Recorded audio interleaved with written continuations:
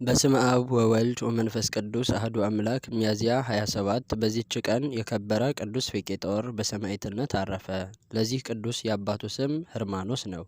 እርሱም ለዲዮቅልጥያኖስ የአማካሪዎቹና የሰራዊቱ አለቃ ነው። ስለ አምልኮ ጣዖት ሥራ ምክሩና ንግግሩ ሁሉ ከእርሱ ጋር ነበረ። የእናቱም ስም ማርታ ይባላል። በክርስትናዋ የጸናች ብጽዕት ናት። ቅዱስ ፊቄጦርም ባደገ ጊዜ አባቱ ወደ ንጉሥ አቀረበው። ንጉሡም በመንግስቱ ውስጥ 3ኛ ማዕረግ አድርጎ ሾመው። በዚያን ጊዜ ዕድሜው 20 ዓመት ነበረ። እርሱም የዚህን ዓለም ክብር ናቀ። ስጋ አይበላም፣ ወይን አይጠጣም፣ ዘወትር ይጾማል። ጸሎትንም ባለማቋረጥ በቀንና በሌሊት ይጸልያል። በክብር ባለቤት ክርስቶስ ስም የታሰሩትን ይጎበኛቸዋል። ለድሆችና ለምስኪኖችም ይመጸውታል። የቅዱሳን ቆዝሞስና ድማያኖስ እናት ቅድስት ቴዎዳዳን በገደሏት ጊዜ ንጉሡን ስለ መፍራት ሊቀብራት ማንም አልደፈረም። ይህ ቅዱስ ፊቄጦርም መጥቶ ስጋዋን ወሰደ። ከንጉሥ ስለሚመጣው ቅጣት ሳይፈራ ቀበራት። ጣዖት ስለማምለኩ አባቱን ዘወትር የሚገስጸውና ብዙ ጊዜም የሚመክረው ሆነ። አባቱም ወደ ንጉሡ ከሰሰው እንጂ አልሰማውም። ተከሶም ወደ ንጉሡ ባቀረቡት ጊዜ አማልክት ያልሆኑ ርኩሳን ጣዖታትን ለሚያመልክ ሰነፍ ዝንጉ ልብ የለሽ ለሆነ ንጉሥ አላገለግልም። ከዛሬ ጀምሮ ለሕያው ንጉሥ ክርስቶስ እገዛለሁ፣ የሰጠኸኝንም ገንዘብህን ንሳ ብሎ ከፊቱ ትጥቁን ፈትቶ ጣለለት። አባቱ ሕርማኖስም ወደ እስክንድርያ እንዲልከውና በሄርሜኔዎስ መኮንን ዘንድ በዚያ ፊቄጦር እንዲቀጣ ንጉሡን መከረው። በዚህ ጊዜ ከአደባባይ አወጡት። እናቱም በብዙ ለቅሶ ልትሸኘው መጣች። እርሱም ሲመግባቸው ስለነበሩ የታሰሩ ምእመናንን ስለ ድሆችና ምስኪኖች፣ ስለ ሙት ልጆችና ስለ ባልቴቶች የሚሹትን በመስጠት እንድትጎበኛቸው አዘዛት። ከዚያም አፉን ለጉመው ወሰዱት። በእስክንድርያ አገር ወደ መኮንኑ ሄርሜኔዎስ ዘንድ በደረሰ ጊዜ ታላቅ ስቃይን አሰቃዩት። የእግዚአብሔር መልአክ ወደ ሰማያት አውጥቶ ስለ ክብራቸው ለመናገር የሚያስጨንቁ የብርሃን ማደሪያዎችን አሳይቶ ወደ መኖሪያው መለሰው። መኮንኑም በእሳት ባፈሉት በዝፍት በዲን ደግሞ አሰቃየው። ከዚያም በብረት አልጋ ላይ አስተኝተው ከበታቹ እሳትን አነደዱ። ደግመው ከውሽባ ቤት ማንደጃ ውስጥ ጨመሩት። በየአይነቱ በሆነ ስቃይም አሰቃዩት። የክብር ባለቤት ጌታችንም ያጸናውና ከስቃዩ ያስታግሰው፣ መልአኩንም ልኮ ከቁስሉ ይፈውሰው ነበረ። ከዚህ በኋላ ወደ እንዲናው ከተማ ላከው። በዚያም ታላቅ ስቃይን አሰቃዩት። ምላሱን ቆረጡ። በእሳት ያጋሏቸውንም ችንካሮች በጎኖቹ ውስጥ ጨመሩ። እግዚአብሔር ግን አጽንቶ አስታግሶ ያለ ጉዳት በደህና ያስነሳዋል። ከዚህ በኋላ በዚያ በረሃብ እንዲሞት ከዱር ባለ ምግብ ውስጥ አሰሩት። እርሱ ግን መጥረብ የሚያውቅ ስለሆነ ላይዳዎችን በመጥረብና በመሸጥ በየጥቂቱ እየተመገበ የቀረውን ለድሆች እየሰጠ ኖረ። አንድ መኮንንም መጥቶ በዚያ ግንብ አቅራቢያ አደረ። ስለ ቅዱስ ፊቄጦርም እርሱ የንጉሡ የሰራዊት አለቃ የሆነ የሕርማኖስ ልጅ እንደሆነ ነገሩት። መኮንኑም ወደ እርሱ አቅርቦ ብዙ ሸነገለው። ባልሰማውም ጊዜ ያሰቃዩት ዘንድ አዘዘ። ጅማቶቹን መዘው አፉን መቱት። ቁልቁል ሰቅለው በእጆቹ ላይ ከባድ ድንጋይ አንጠለጠሉ። ከዚያም የሚነድ እሳት ውስጥ ጨመሩት። ሙጫ አደሮ ማርና ዘይትን አፍልተው በላዩ ደፉበት።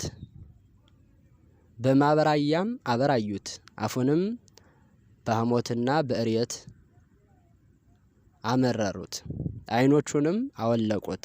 ደግመውም ዘቅዝቀው ሰቀሉት። የክብር ባለቤት ጌታችን ኢየሱስ ክርስቶስም ተገልጾለት አጸናው፣ አረጋጋው። ስሮቹንና ሕዋሳቶቹን በቦታቸው መለሰለትና አዳነው። አንዲት 15 ዓመት የሆናት ብላቴና ነበረች። ቅዱስ ፊቄጦርን ሲያሰቃዩት በቤቷ መስኮት ታየው ነበረ።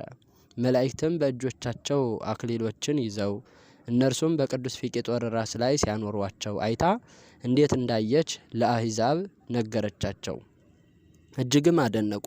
ከእርሳቸውም ብዙዎቹ በክብር ባለቤት በጌታችን በአምላካችን በመድኃኒታችን በኢየሱስ ክርስቶስ አምነው በሰማዕትነት አረፉ። ይህችም ብላቴና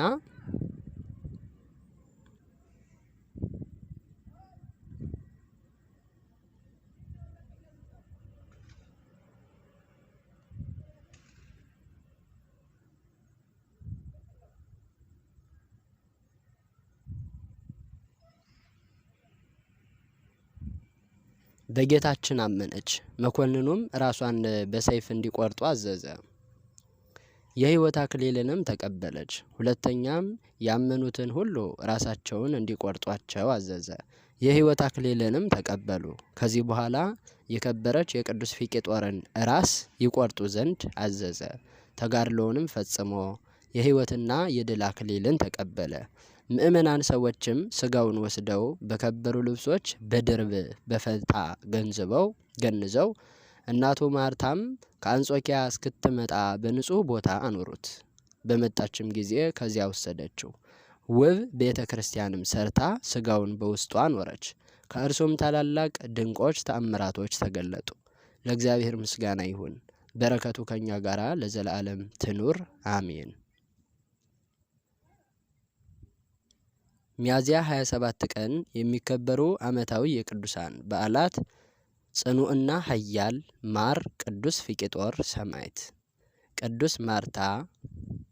ቅድስት ማርታ የፊቄጦር እናት፣ ብጽዕት እስጢፋና በክርስቶስ ስላመነች ከሁለት ሰንጥቀው የገደሏት የ15 ዓመት ብላቴና፣ ቅዱሳን ሳሲማና አባ ኖባ ሰማዕታት።